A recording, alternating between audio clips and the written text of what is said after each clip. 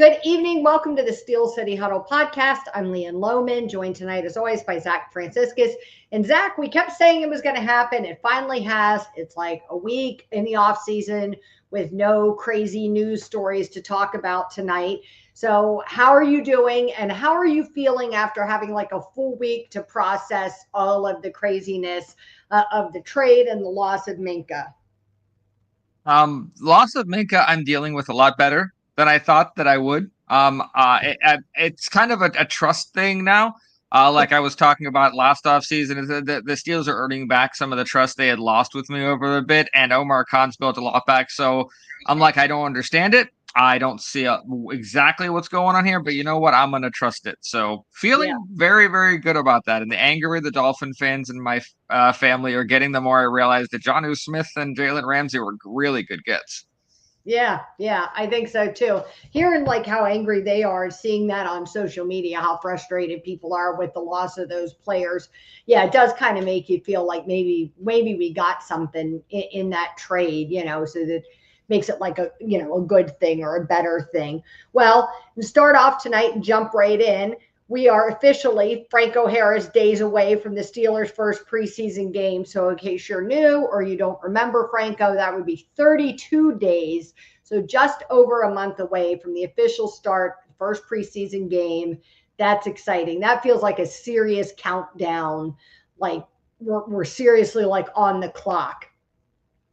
Oh, it absolutely does. That 32, that's a lot less than I thought it was. It's right around, because it's and that's still preseason starts, right? Until the first preseason game. But still, I mean, that's like real football is here for the preseason. It is. That does seem like right around 32 days is like right around the corner. That's much sooner than I realized. Wow, and that's not a lot of time for guys to get their heads on straight. So Aaron Rodgers, I don't know what you do if you got to go to the dark or whatever. You got 32 days to do it, buddy. Right, because then we need you back in the light, my friend. Back in the light. We can't be having that nonsense all season. Well, to also, I think I had to put these together on a slide because, I mean, what was Jack Lambert without the Steelers and what are the Steelers without Jack Lambert? So both share a birthday today. That feels like the most appropriate thing ever. The Steelers are 92 years old, which is amazing.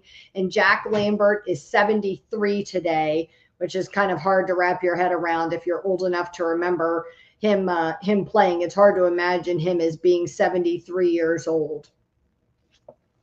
It really is. And I don't, even me, with as much film as I've watched from that time and as much as I've tried to hear how good he was, I can't wrap my head around how good him and the people around him truly were.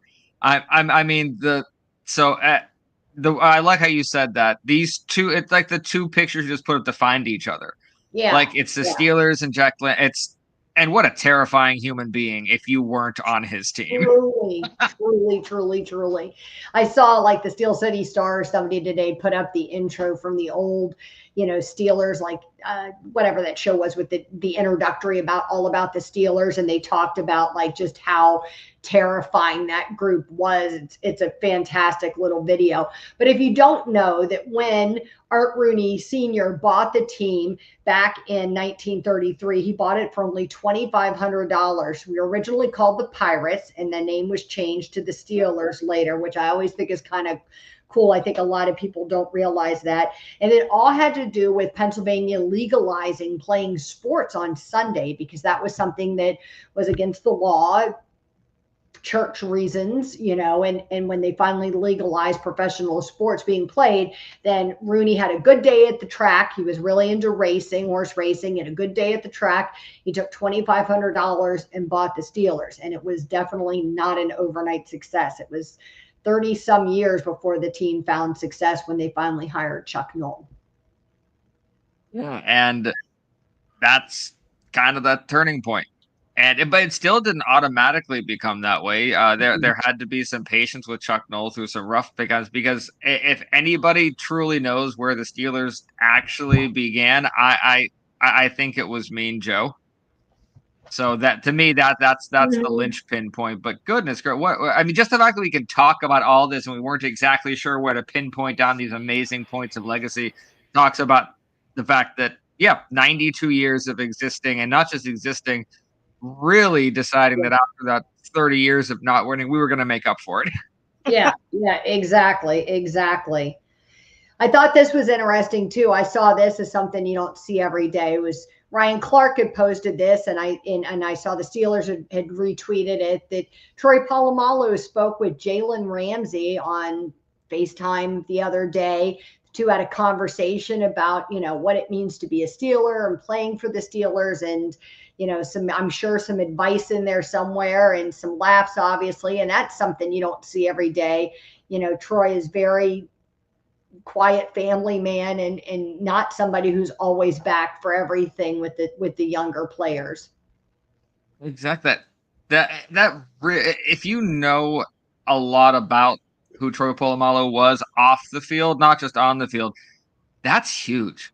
I mean, that to me, that says more about Jalen Ramsey and what he is planning to be to this team than anything beforehand. Any hype video that Jalen Ramsey could have made, because you're right, Troy does not do that for everybody. And that's right there. That you're welcome.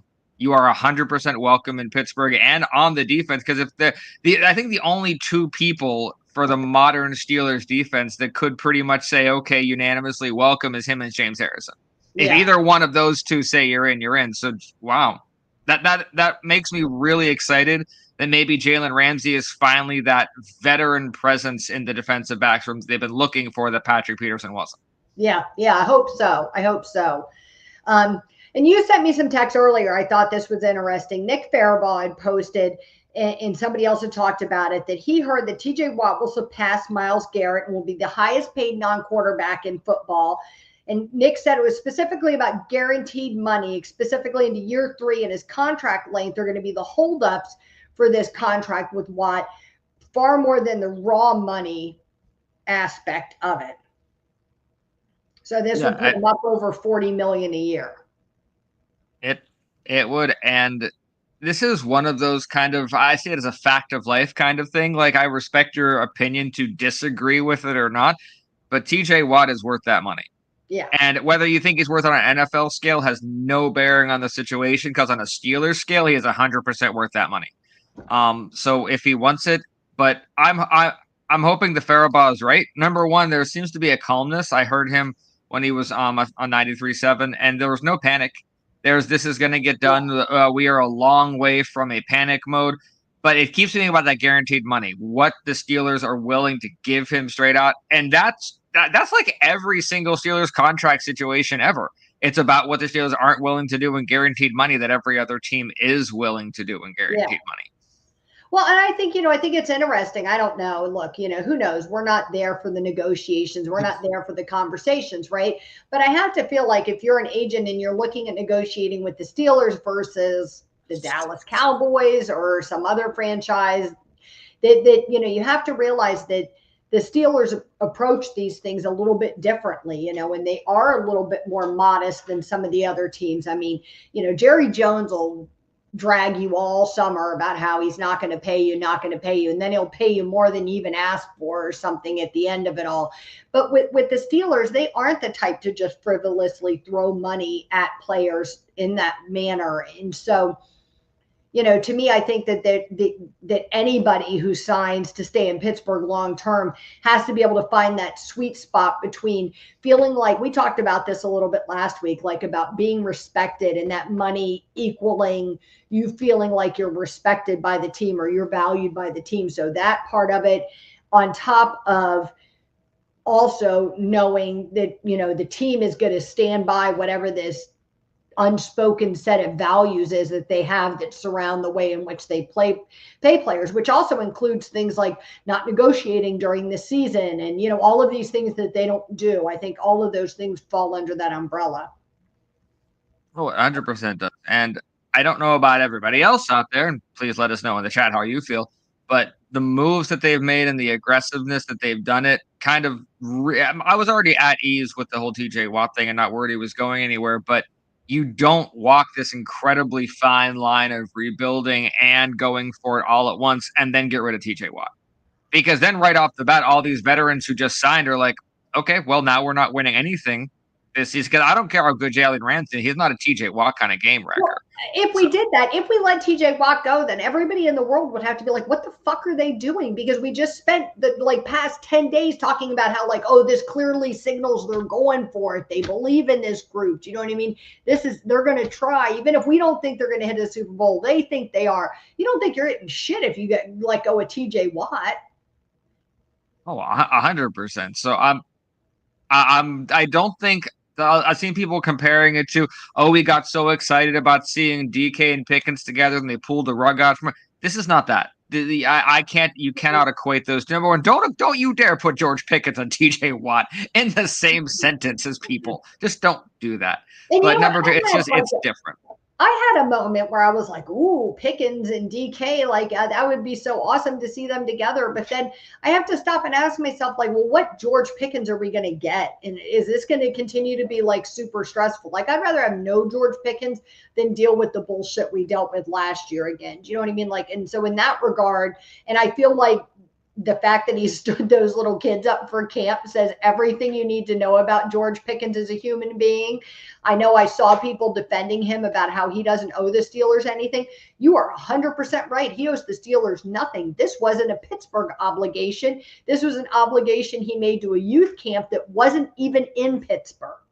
And he blew those kids off and didn't show up, and Pat Freiermuth stepped up and went in his place. So to me, you see something like that, it tells me that this isn't some interpersonal issue in the team or him not getting the ball enough, right? He's a head case. It is. And two quick things, and we'll talk about it more when we get into the topic of the day, but this really was a big addition by subtraction with the George Pickens thing. Because not only did we get what we got for him, but we'll get into why this offense is going to be better off with his targets going elsewhere. But there was a not retraction, but rewording of the statement from the people who put on the kids camp that George Pickens flaked on, and it just reeked of, wow, George Pickens' legal team reached out. We better change the wording. It did not make me feel any better about how George Pickens came through. Yeah.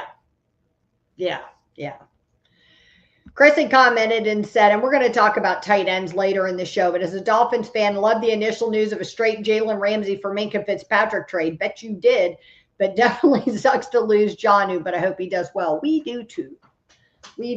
Oh, we really do. And I have nothing but wonderful things to say about Minkah Fitzpatrick, who he is as a person, who he is as a player. And I genuinely hope it's a situation where he just needed something different, a new scheme, a new stuff.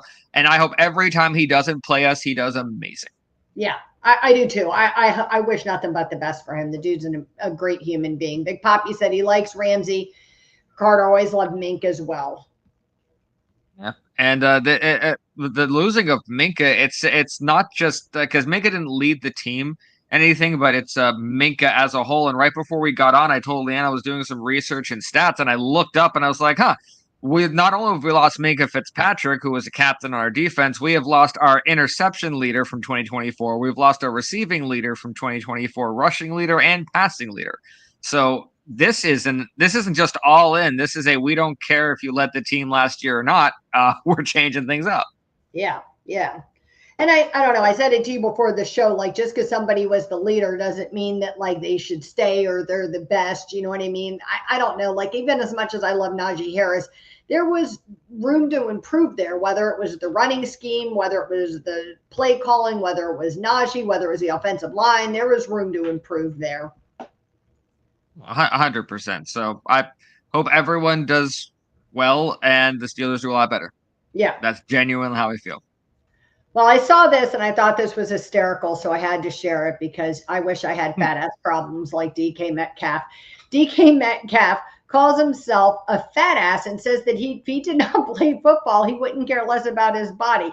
I'll describe it as like this, I'm a fat ass at heart. If I don't play football, I would not care about my body. Metcalf only has 1.9% body fat.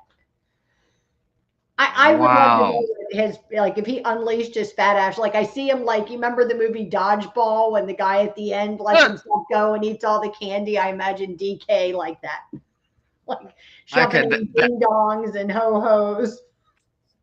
And that's just a remarkable amount of willpower because in my head, I'm like, okay, these players find a way to, love what they do as far as the routines and all.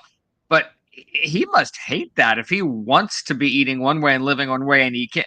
Yeah. So, wow, that's an amazing amount of Well, there's willpower right something there. doing. He was So, the player that only ate like McDonald's or something. Was some wide, was it a wide receiver, wasn't it? Is it Tyreek Hill? probably. And Or Marshawn some wide Lynch just bags receiver. I of can't Skittles remember on the who it is. sideline. Who only eats like fast. Oh, Chad Johnson.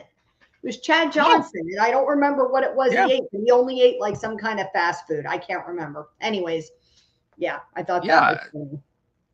Well, I remember the further back you go in the NFL, the more interesting it is what these players did. Because you go all the way back to like the first couple of Super Bowls, it's a beer in one hand and a cigarette in the other hand during halftime, and then we'll go out and I'm a little Yeah. buzzed. Yeah, we were literally just telling those stories over the weekend, talking about the old Steelers and how they used to have like one of those big, like, you'd see in the school hallways, trash cans that they'd fill up with ice and beer and they drag it into the sauna.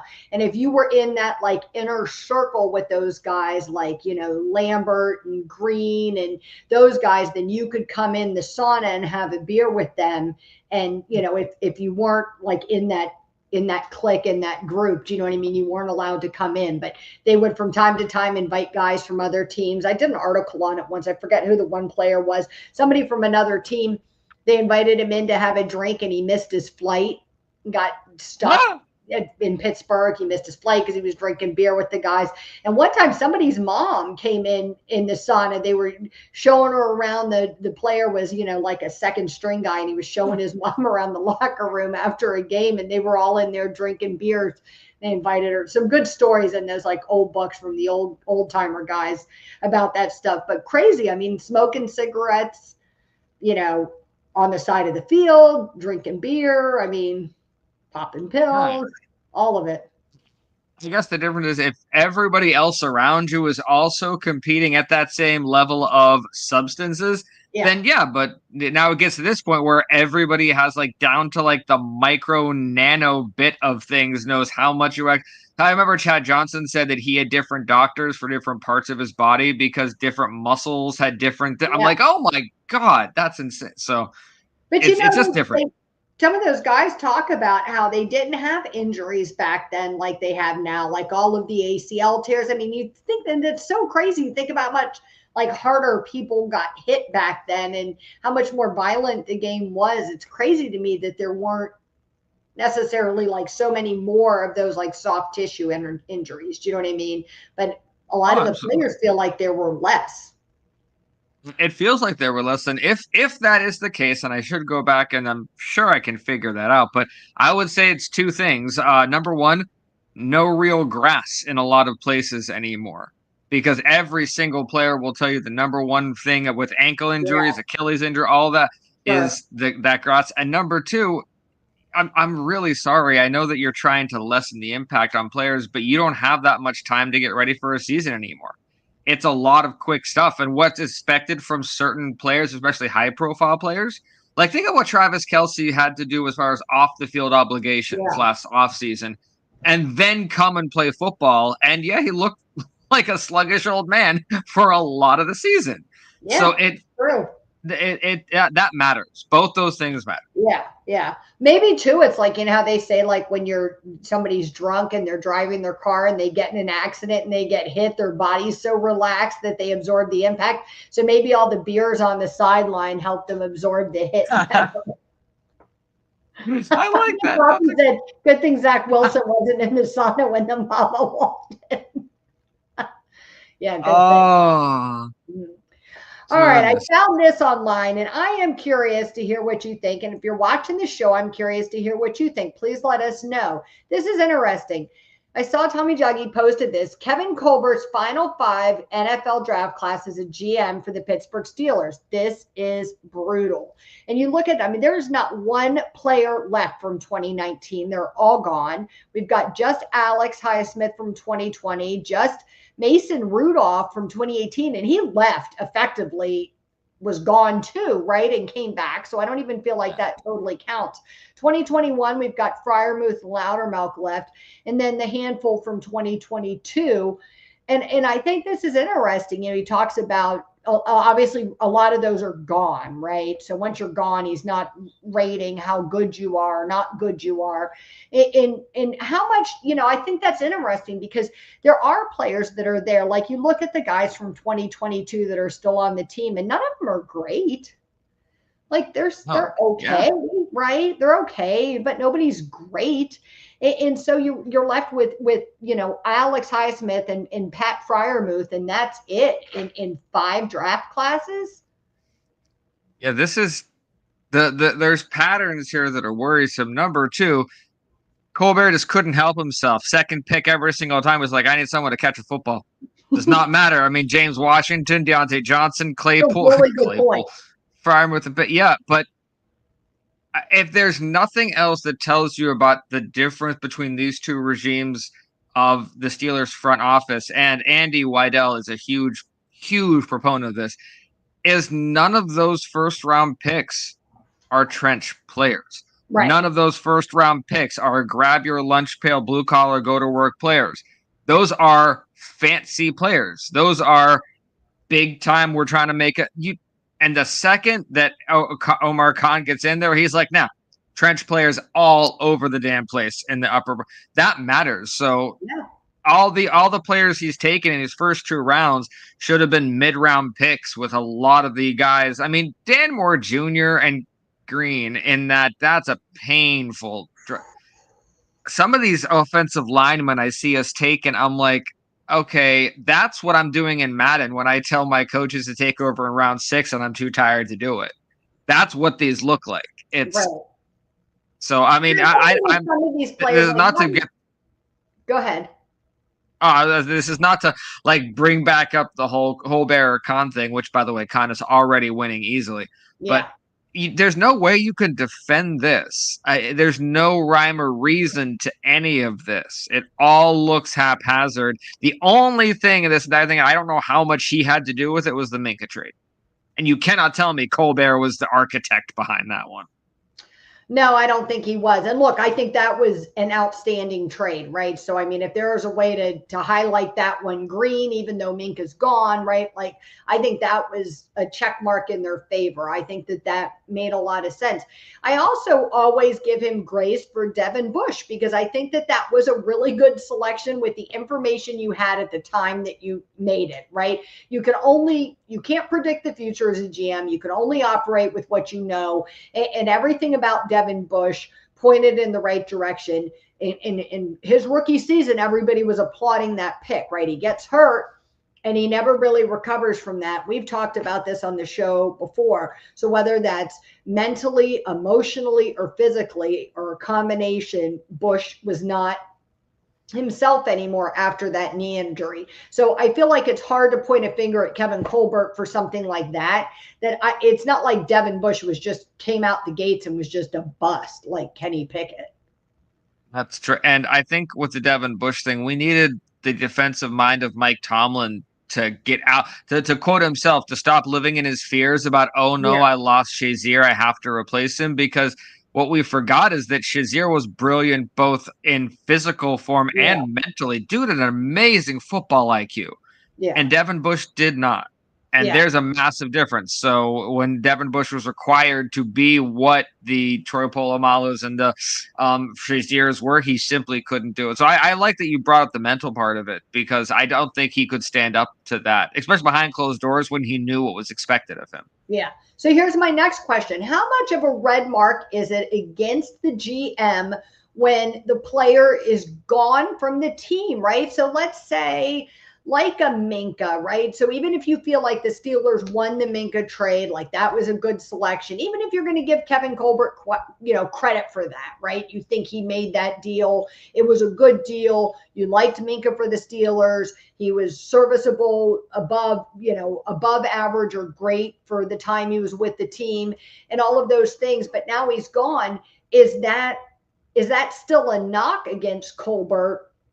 Or is that just like the cost of doing business in the NFL? I think I don't think you can hold that particular, especially in the Minka thing. You can't hold it against Colbert, but I think it would depend on going back and seeing what we could have had instead of Minka. Because I don't know enough about what we were looking for in terms of rebuilding that defense up at that time, that Minka fit that. Because Minka just kind of seemed like, hey, we have a chance at Minka Fitzpatrick, why not? And I think that may have been a large part of it, because at that time, dude was what? He had been taken, I think, the year before or something like that, and you never, ever get a chance at that player. So no.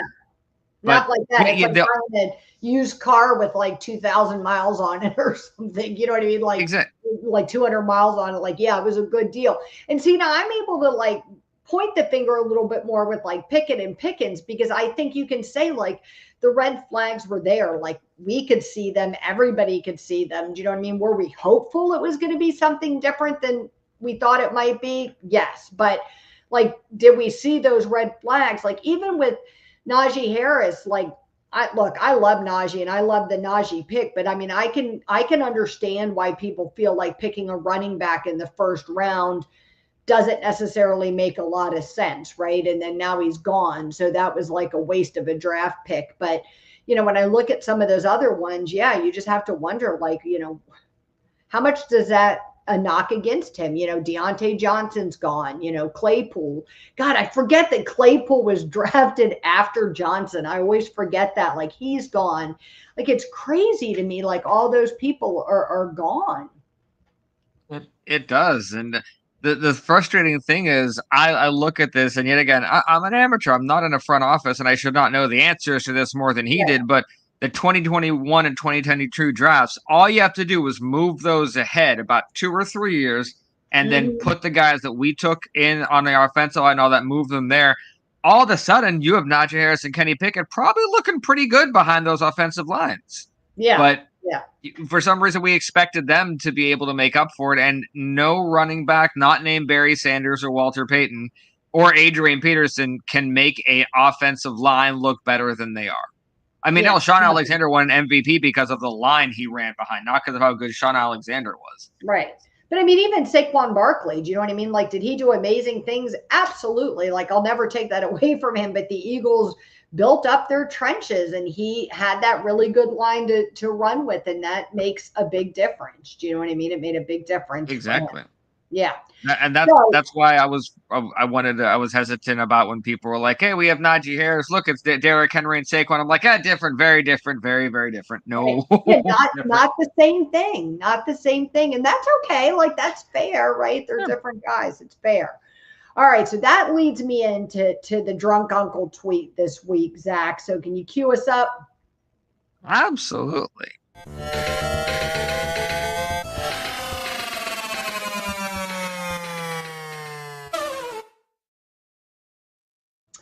So this week for our drunk uncle tweet, we got to go right on the back of the Kevin Colbert comment and pull up this gem where I can't read this person's username. Omar as a general manager, 29 and 22 overall, 0 playoff wins, 0 division titles, divine. Kevin is a GM, 226, 124, 3 ties overall, 2 Super Bowls, 15 playoff wins, 10 division titles, sucked.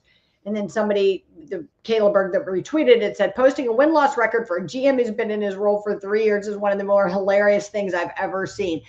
absolutely freaking bizarre. By the way, Omar Khan, if you didn't see that, just signed a 3-year extension with the Steelers, so he'll be sticking around. Very good, very good. Well done.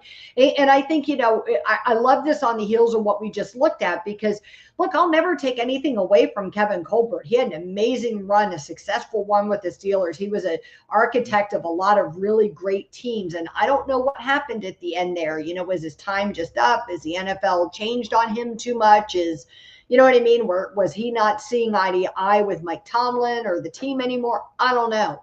But whatever happened earlier in his career with Pittsburgh, it had definitely dropped off by those last 5 years or so. Oh, I definitely think so. I would kind of put it down to whatever the dynamics were in the background, because whenever it first started, it was Mike Tomlin, Rooney, and Colbert, and they're all just kind of existed. And I guarantee Colbert was high up on the totem pole. Yeah. And then the dynamic year by year slowly shifted. And then I probably looked up one day and it's like, wait a second, when did Tomlin get more power than I did?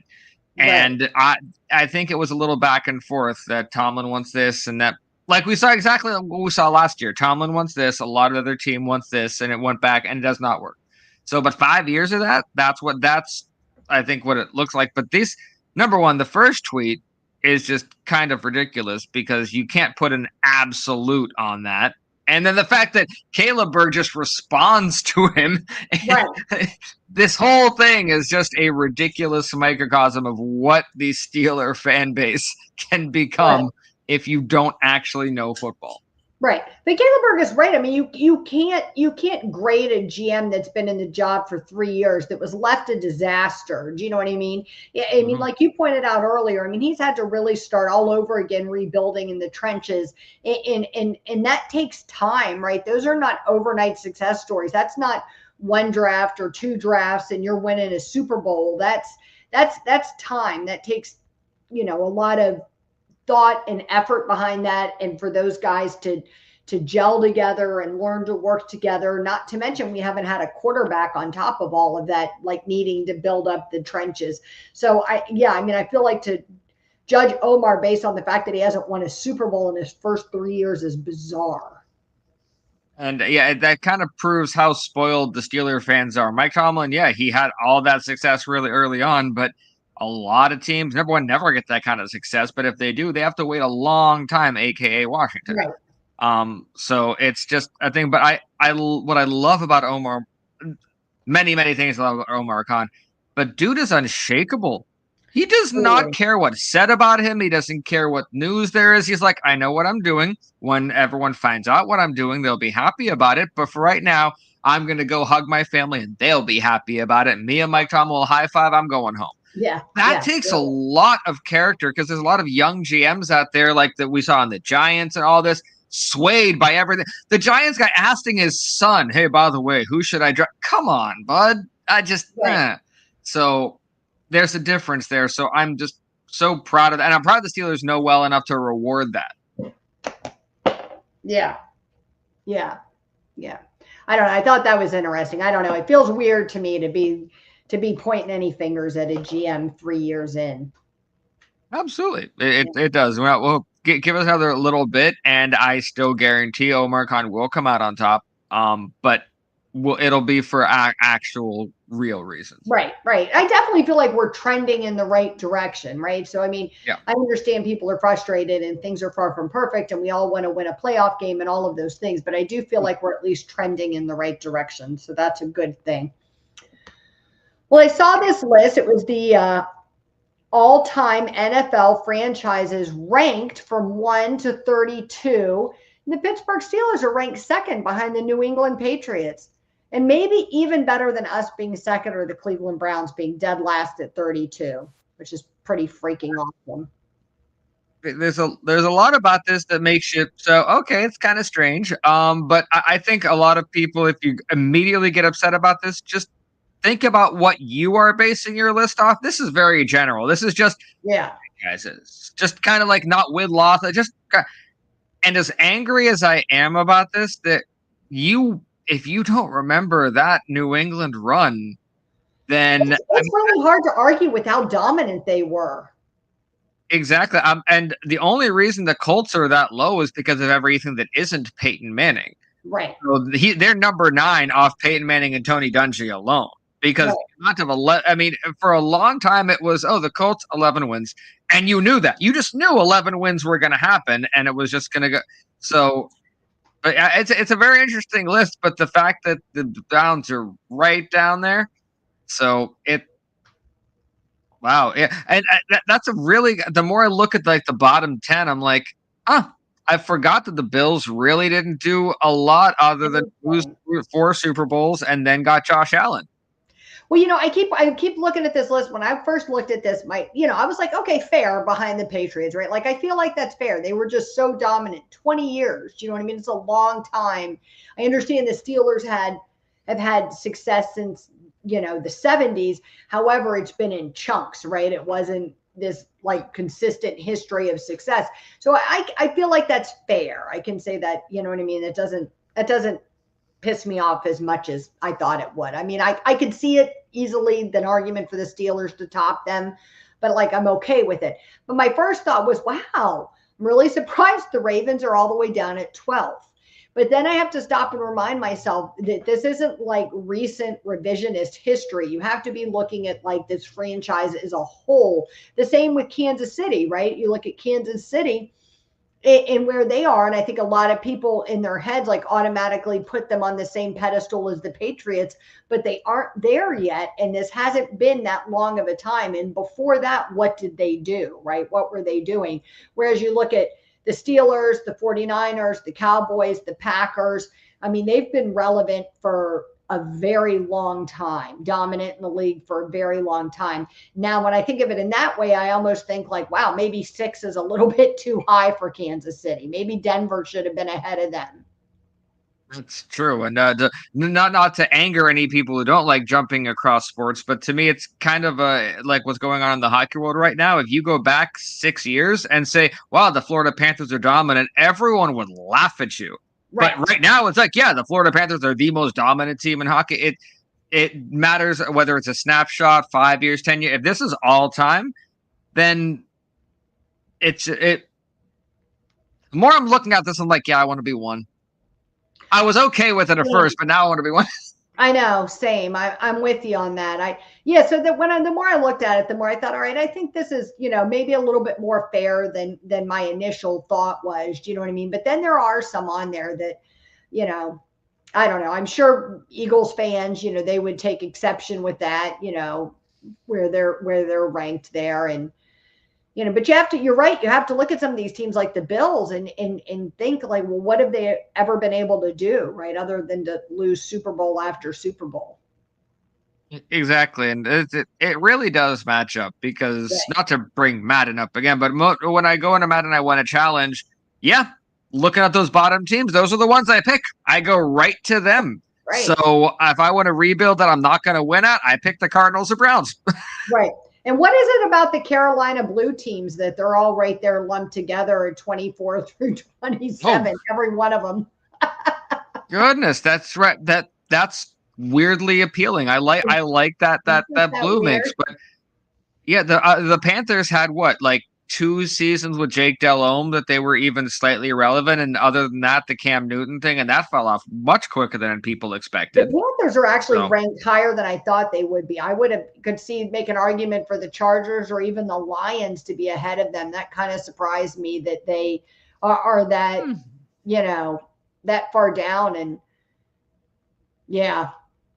That's a good point. Well, if anybody from ML football happens to watch this and you could let us know what parameters you used to make this, that would be great. So I could kind of know why you had the Jets above the Browns. Or because I remember for a long time how much I hated the Browns.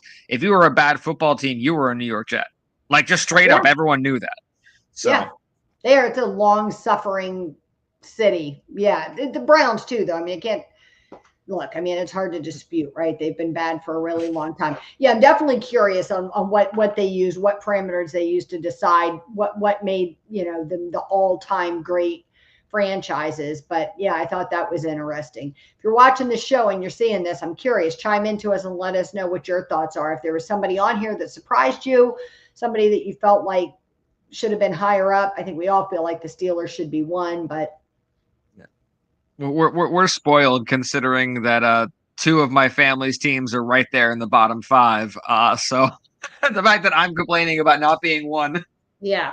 Yeah. To be honest, I got to say that, like, I think there's so much like hate for the Steelers and everywhere outside of our fan base that it almost surprised me they gave us two. Usually you see stuff like this and they shit on the Steelers and find excuses to push us down the list, which brings up my next topic, which was Pete Prisco's top 100 players list for 2025 came out yesterday, and two Steelers made the list. And I thought that was interesting. So I'm curious if you feel like there was players from the 2024 team that should have made the list and did not. The two that made it were TJ Watt, who was ranked 11th, and Cam Heyward, who was ranked 34th. Well deserving for both of them. So, like, no disputing those. I'd say both of them should have been a little bit higher than where they were ranked, but that's neither here nor there. Do you feel like there was a Steelers player that was overlooked last year that should have made that list? Oh, 100%. Not only was he absolutely foundational in us winning at least 5 or 6 of our games, but he is now unequivocally the best kicker in the National Football League. Where the fuck is Chris Boswell? Right. I mean, he is not just like our great kicker. He is the best kicker, and he doesn't touch people where they don't want to be touched. So I think that should be a big plus. I'm just saying. Yeah. I saw too that, who didn't make that list, not that he was a Steeler, but he didn't make the list, was DK Metcalf. Oh, I've honestly not that I didn't go through it player by player, right? So I looked to see, what Steelers made it. I tried to look through it player by player, but it gives it to you like 5 players at a time, and my ADHD is way too bad to sit and go through that list 1 page at a time for an hour. So I looked through to see what Steelers were there, and then kind of looked to see what people's opinions were on who was missing from the list. And I did think about him, and it made me wonder if Justin Tucker's made it in prior years, why the hell Chris Boswell wouldn't have made it for last year. It is a travesty. To me, and people always think that I'm just complaining about that. No, you either love the Steelers and you're a fan, or you hate the Steelers. And it's a weird thing. Like, people love, like you said, people love shitting on the Steelers. They just love it. It's a hobby. So any chance to say why someone else is better than a Pittsburgh Steeler seems that would make a great television show for Jeff Foxworthy to host. How much do you hate this person more than the Steeler? So but as other than Chris Boswell, there's people who I want on that list, but should be on that list. Before you go on, Prisco doesn't include specialists on his list, so that's why he's not on there. I mean, it's not an intentional slight of Boswell. I thought Justin Tucker had made it in the past, but obviously he hadn't, because Prisco doesn't include any specialists. Okay, which that's interesting. But it makes me feel better when he wasn't just slighted. Yep. So, well, in that case, we all know that Chris Boswell should be on there, as high as they would put a kicker. But a little disrespectful to Heyward there, because it's not just what he accomplished, it's what he accomplished at his age, coming off one of the few injuries he ever had in his career. Yeah. But whenever you look at the Steelers, the big picture last year, both on offense and defense, there wasn't anybody who really stood out. A lot of people faded near the end of the season or struggled to stay on the field. Or, I mean, I'm frustrated that none of our offensive line made it. I mean, Zach Frazier, come on, man. Mason McCormick should have gotten a shout out near the bottom of that, but that's frustrating too. Says he'd make a case for Alex, and I agree with that. I agree with Alex. He is definitely somebody. Highsmith is definitely somebody I thought of. I agree about Boz, although if he doesn't include specialists, he doesn't include specialists. I think it's interesting that he snubbed Metcalf the past 2 years. I looked back at who was on last year's list, and there was 3 Steelers included: Watt, Pickens, and Minka. Heyward wasn't included, but Aaron Rodgers was. And DK Metcalf was unranked in 2024 and 2025, not even an honorable mention. Yeah, well, I'll dig into this much more when we get to the wide receiver week, but more and more as the dust is settling with everything, I'm seeing people wonder what DK Metcalf we're getting. I'm not worried about that particularly, but I think people are getting bored now and start bringing up everything and saying, "Oh, he wasn't relevant except for this 1 year." And I'm like, "It's DK Metcalf. We all know who DK Metcalf is. Calm down." Yeah, it's going to be fine. So I agree with you. We'll talk about that more. But so let's shift then and let's go back and talk about the tight ends. You alluded to it earlier a little bit about your thoughts about Jonnu and what this means for this tight end room. So every week we featured a different positional group and kind of talked about the state of the union of that group of players, that room, if you will. So tight ends today, and you know, I think I mentioned this last week, Zach and I had like some positional groups we picked for earlier in the off season, you know, that we would talk about where we felt like there wouldn't be a lot of excitement, a lot of things happening. And of course, the Steelers shit all over that. And so now we've added Jonnu Smith to the mix. So how are you feeling about this tight end group? Do you feel like we're automatically better than last year? Do you feel like, what do you think Jonnu brings to this group? Well, first, I 100% think we're automatically better than we were last year. And we're better than we've been for a while. When I look back, something I noticed that even way back to the Ben years, other than Heath, there wasn't a deep tight end room. There was Heath and other tight ends also available. This is very, very different because any of these three tight ends that we have, depending on what team, could be a starting tight end on that football team. And we have them all here. So this is a big reason why I'm not worried about wide receiver too. But it's not just that. We've actually kind of sneakily been preparing for this for a bit. 2023, we had 89 total targets going to our tight ends. We were kind of testing out how we're going to do that. 2024, 96 catches, 10 touchdowns, and 933 yards just for tight ends last season.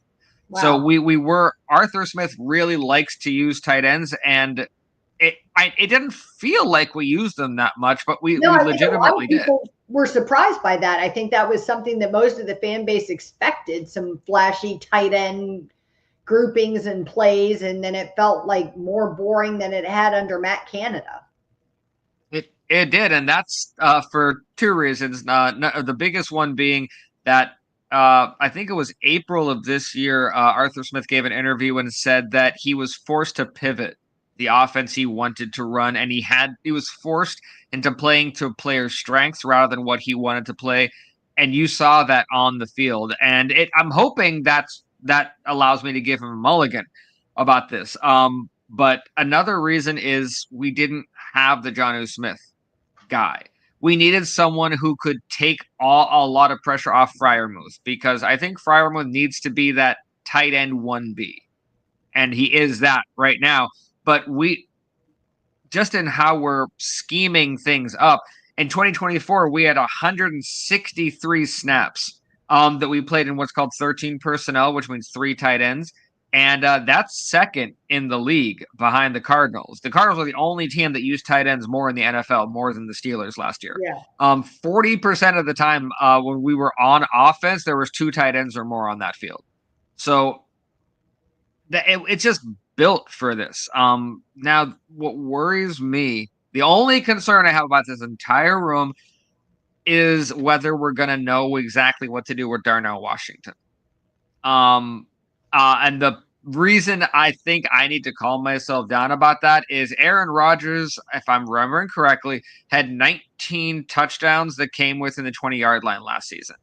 Yeah. Dude is brilliant when it comes to that. So this is a really, really exciting tight end room. And if you are not excited about the tight ends, you really need to be. This is going to be, if the Steelers find success at the end of the season, we're going to look back and the tight ends are going to be a big reason why that happened. Yeah.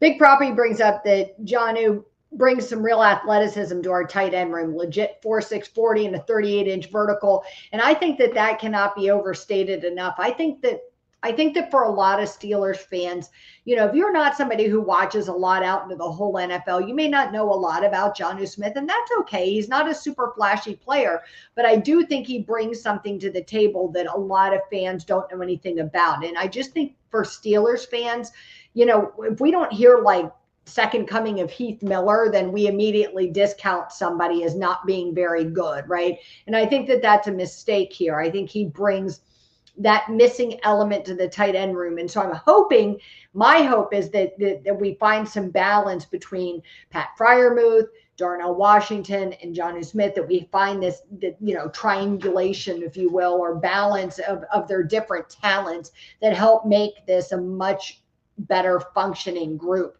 But my question is, does that leave Connor Heyward as the odd man out? And do you think his days in Pittsburgh are numbered? I would say yes, except that Danny Smith likes himself some Connor Heyward. Yeah. And Connor Heyward is like a Ben Scrawny thing. If you can make a name for yourself on on special teams in Pittsburgh, you'll have a great career. You really, really will. So I would say to Connor Heyward right now, a name for himself, though. Do you feel like he's done enough on special teams? Because I mean, sometimes I'm kind of like you're no. I'm hoping it's his only option. Yeah, it really is, because, like I said, these are three, and Connor Heyward has to know these are three tight ends who are in a different stratosphere than he is. Absolutely. Not just in athleticism, but in size. Connor Heyward's 6 foot tall, and as far as tight end go, that tiny. He's a tiny little man when it comes to that. And I would never say that to his face. And if I did, I would apologize in the middle of saying it and at the end. Right. But Jonnu Smith, when something important to know about him is he pretty much can be the wide receiver too if you need him to be. 64% of the time last season, he was in the slot or out wide. He's not a Heath Miller guy where he puts his hand in the dirt and goes from there. He's a guy who is used to being that other guy. Darnell Washington can put his hand in the dirt and be the Mack truck blocker. We don't need Jonnu Smith to do that. We talked about this a little bit last week. I think it was Kabali. We had a tweet from that had said that, a big part of what Arthur Smith likes about Jonnu, who, by the way, he's very familiar with. They've worked together before multiple times. So he's very familiar with them. And part of what he likes about him is that versatility that he brings to the table.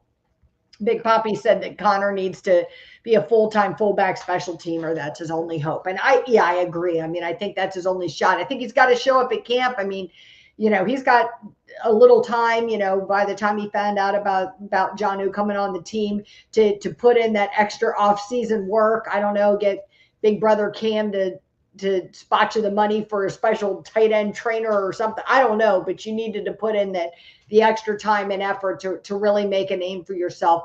I agree with you. I think if Danny Smith loves him, he'll make a case for him to make the 53-man roster. But I think he's got to show that he's consistent. You can't waste a spot on somebody that only shows up half the time on special teams. It's got to be like a Miles Killebrew type that, is constantly a difference maker.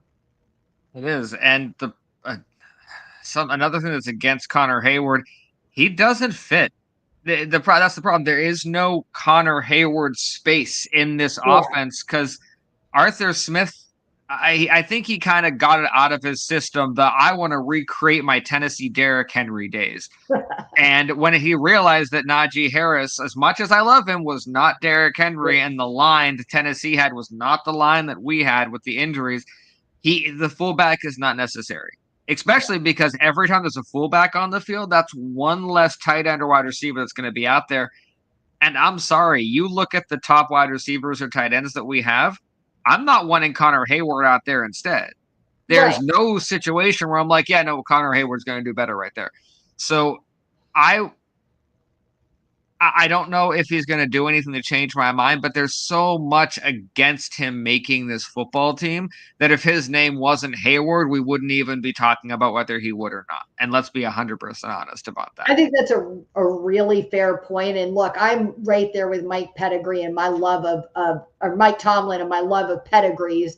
I really am. You know what I mean? I love it. I love the relationship between those two. I love the videos of them during the show and all of that. I really do. But I agree with you. I think if he wasn't a Heyward, we wouldn't even be talking about him. We'd be like, oh, that no name guy is going to get off the team. So, you know, I think it might signal the end for him. I just think that this offense has got to get its shit together and like get serious about what their identity is. And I think we floundered around without an identity for multiple seasons. And I think some of that is because Matt Canada doesn't know what his own identity is to be able to give one to an offense. He's not talented enough. And I think Arthur Smith inherited a bit of a mess. And so whether it's Mike Tomlin interfered, whatever the reasons are, doesn't matter. I think we struggled with some offensive identity the past couple of years. And I think that the time that has to end, right? You've got Aaron Rodgers. If you really believe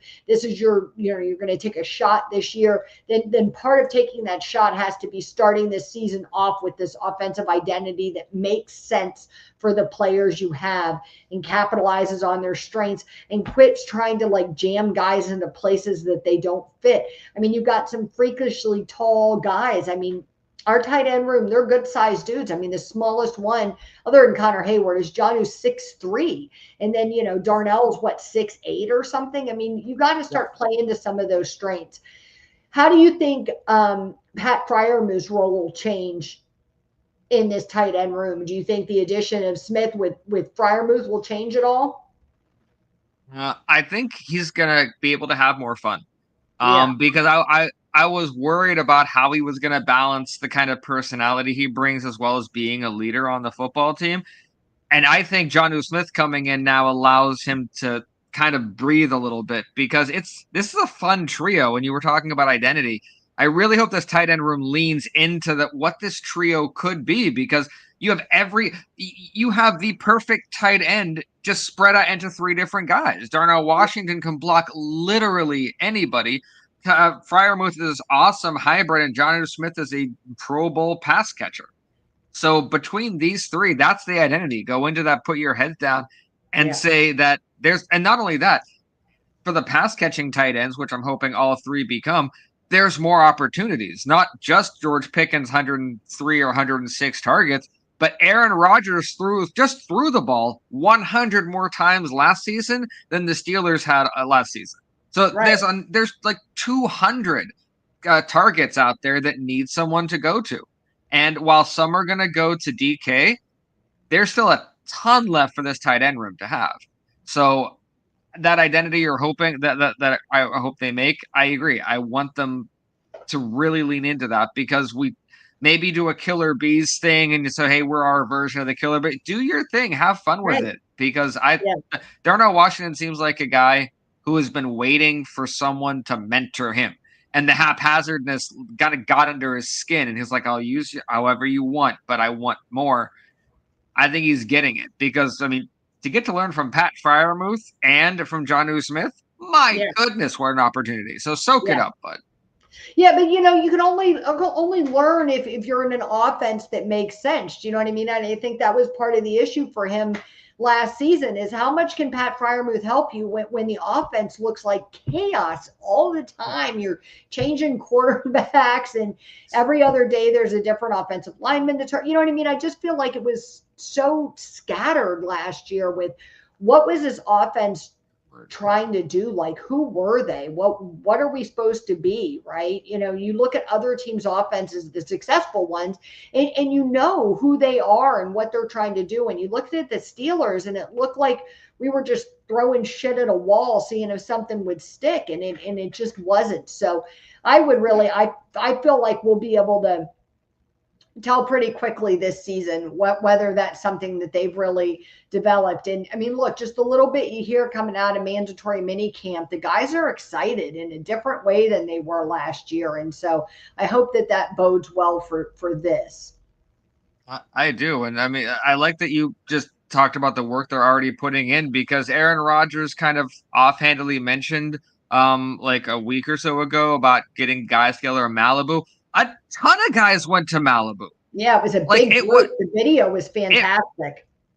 It really, really was. So I'm really, really excited about that. But what I think this tight end group in particular, and the running backs, and we'll eventually get to that. But tight ends are going to be so crucial in stopping the slow starts, in stopping our offense wakes up when we're down 17-0 in the third quarter. Let's have some really, really fun opening drives that have the tight ends involved. And I think that'll be a big part of that, because we will not win football games. I don't care how good this offense is if we have these slow starts again. Yeah. So that's where we're going to live or die by. Yeah. You brought up Aaron Rodgers out there with those guys, and I thought it was great to see. It wasn't just, because there's always whatever training group works with the guys, puts out a video on their Instagram, you know what I mean, marketing themselves, and we work with these guys, and that's great and all. But it was nice to see that they weren't just out there like playing catch on the field. They were also having some fun. There's shots of them playing basketball and doing some other stuff together. So that was good to see, a little bit of like team building out there with them. The other thing I wanted to mention was, I don't know whose concert it was because I don't listen to country music, but Aaron Rodgers was at a concert repping like full Steelers, his hat and everything, and pointing to it on the camera and stuff. And I thought that was nice to see that, you seem like you're excited. He certainly isn't required to go out in public wearing Steelers gear. So for him to be at a concert, rocking his Steelers stuff, I thought was nice to see. Maybe he's a little bit excited about being in Pittsburgh. Big Poppy said Darnell had to spend a lot of time last year as the 6th offensive lineman, and that's a really good point. With an improved line, hopefully opens him up as well. And that's a good point. Hopefully with guys coming back this year, Valtanu coming back, it's more stability in the line. Some of these younger guys will be another year under their belt.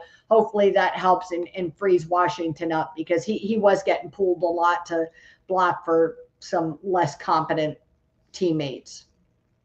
That's true, and we'll get into a lot of other stuff as we go. But goodness, people are starting to really talk about just how good this offensive line is expected to be, and if they really are even just a little bit like people are saying, my goodness, it frees these tight ends up. Because that's a great point, Poppy. That it had to be exhausting saying, okay, well, we know we need you out there as a pass catcher, but our offensive line isn't good enough to do that, so you're going to have to stay in and do that. Right. So, that's a great point. Yeah. All right, Zach, any final thoughts for tonight before we sign off? It's just 32 days until that. So, I forget, when does camp actually start? Because we're pretty close to that, right? Yeah, it's got to be. I forget the exact date. It's like a couple weeks, because training, the first preseason game comes like a couple days into camp. So July 24th to August 12th. So we're just over 2 weeks away? Yep. So 2 weeks away. So biggest thing right now, if anybody needs to light candles, if anybody needs to send your energy out, whatever you need to do, no injuries. Right. It is literally right now the only thing that could derail it, and it's what helped derail it last season. So let's start putting in that right now. No injuries. Whatever kind of camp we need, just no injuries. Yeah, so that's what I'm feeling. I'm with you on that one. Well, if you joined us tonight, we really appreciate you. Appreciate you jumping in and commenting. If you're watching this after it was filmed, please drop us a comment and let you know what you think about some of the things we talked about tonight. You can find us on Twitter or X. Follow both of us there, as well as the Steel City Huddle podcast page. And please do us a favor and like, share, and subscribe to the show. It helps get it out there for other Steeler fans, so it pops up in their search history when they're looking for Steelers content. We really do appreciate it. Have a good night, everybody. Leanne and Zach would like to thank you for tuning in to the Steel City Huddle podcast. Don't forget to like, share, and subscribe so you don't miss a thing.